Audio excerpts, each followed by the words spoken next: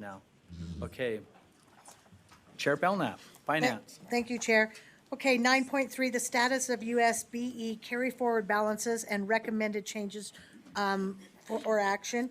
The staff introduced an internal control technique for the board to review the balances and to make alternative suggestions so that the funds are used and/or not swept.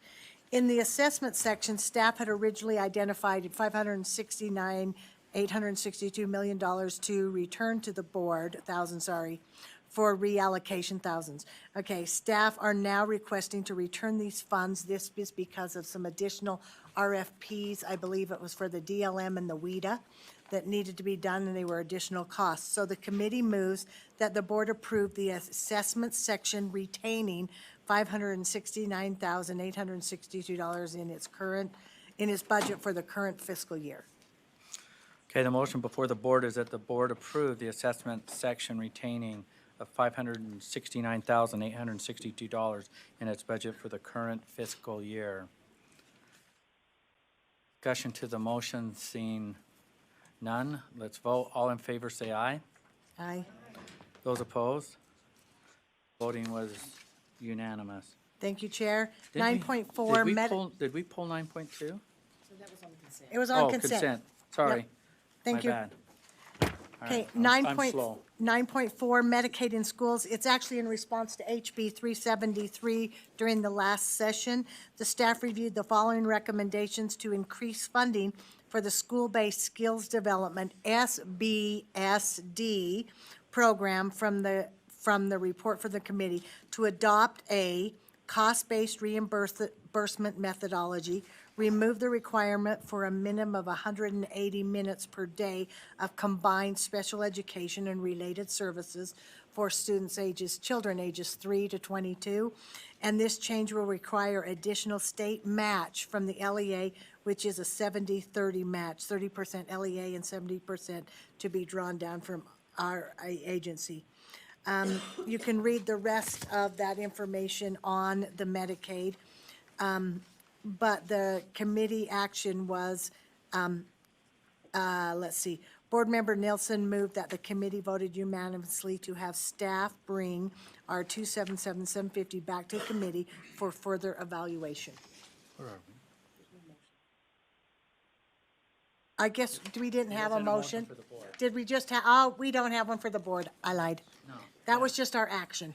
Yeah, Okay. That's what I'm going, okay. Sorry, I'm Chair. Seeing something that you're not I put a seeing. star by the wrong thing. All right. Okay. Okay, 9.5, R 277-553, Charter School Oversight Monitoring and Appeals Amendment. The staff reviews the changes to the rule with the committee, and the committee moves that the board approve R 277-553, Draft 3 on second and final reading. Okay, the motion before the board is that the board approve R277-553 Draft 3 on second and final reading. Discussion to the motion? Seeing none, let's vote. All in favor say aye. Aye. Those opposed? Aye.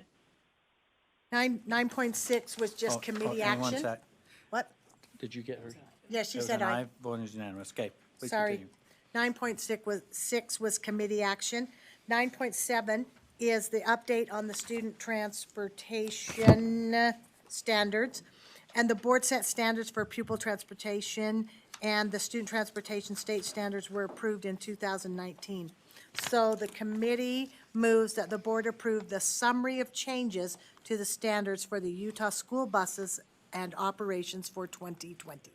Okay, the motion before the board is that the board approve the summary of changes to the standard for Utah school buses and operations for 2020.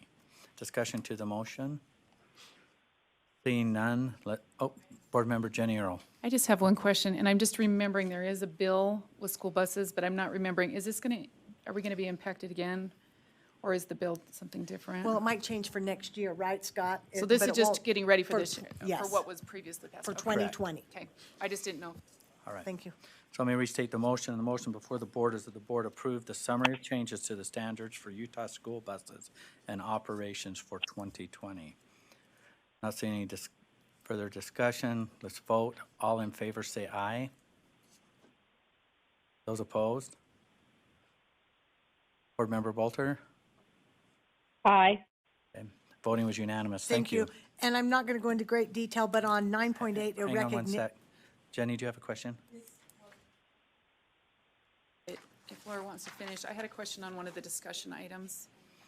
Okay, Can I ask that when Laura's done? okay. What item Or do would you you want me have to- before we conclude the report? Okay, it's on the USIMS. Is that 9.9? I don't know, I'm not in there. I guess I just had a question as I'm looking at the roadmap, I'm looking at the picture, I'm looking at all the data and all the information. Is And, this on the update? Mm-hmm. Okay. yeah, Deputy Good. Superintendent Scott Jones, will you come up? Okay. And we're going to be talking USIMS. and these may be just questions going forward, but Okay. can someone opt out of this? In other words, if a parent doesn't want, I mean, this is a lot of information. I'm just saying as far as them wanting their own self to be private, or their kids, is there a way to opt out of any of this? And I know some of it you're gonna have because you've got, you know, what school you're going to and transcripts, that kind of a thing, but is there a way to say that this is the most I want you to collect, or that, you know, I want to be within this frame? Jared Felt, the USB IT director. So we're not going to collect any more data than we're already collecting now. So if there are additional requirements for collection of data, that would come through the board. Okay, can someone opt, okay, there's probably not like a way to say, yeah. No. Okay.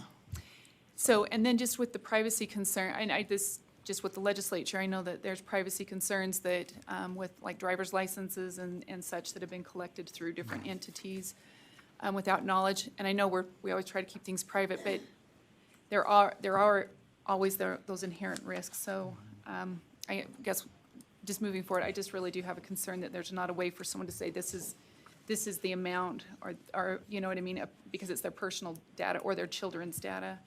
So maybe just to be aware of that or whatever, so. No, good point. Thank you. Board Member Belknap. Chair, I just wanted to note on 9.8, on the recognition,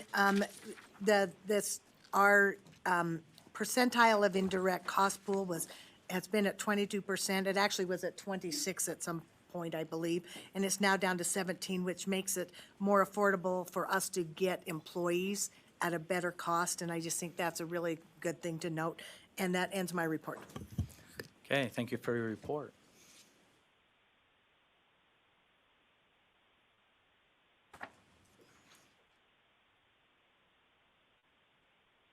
And I apologize, I didn't clear a bunch of these off of consent, so I might need a little help as we're going along the way, but I'm sure the committee chairs have got it figured out. So